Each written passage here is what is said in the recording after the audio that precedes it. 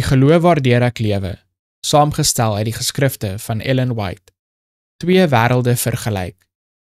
Maar soos geskrywe is, wat die oog nie gesien en die oor nie gehoor en in die hart van 'n mens nie opgekom het nie, wat God berei het vir die wat hom liefhet.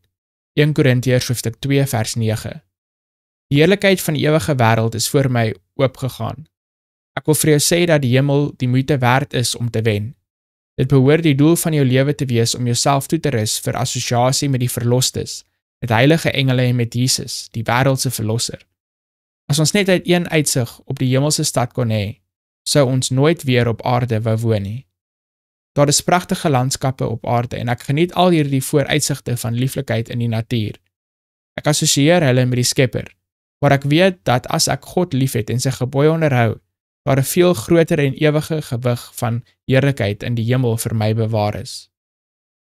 Daar, wanneer die sluier wat ons visie verduister, verwyder sal word, en ons oë daardie wêreld van skoonheid sal aanskou, waarvan ons nou deur die mikroskoopglimpse opvang, wanneer ons na die glorie van die hemele kyk, nou ver deur die teleskoop geskandeer, wanneer die plaag van sonde verwyder is, die hele aarde in die skoonheid van die Here onse God sal verskyn, wat 'n veld sal oop wees vir ons studie.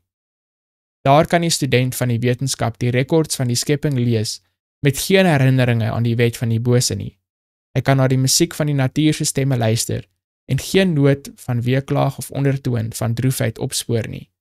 In alle geskape dinge kan hy een handskrif opspoor, en die ontsaglike heelal aanskou, God se naam groot geskryf, en nie in die aarde of see of lug een teken van onheil is oorblywend nie.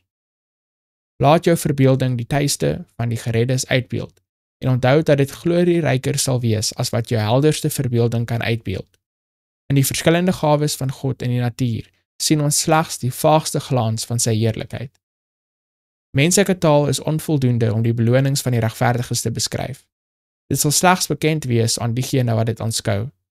Geen sterflike se verstand kan die heerlikheid van die paradys van God begryp nie.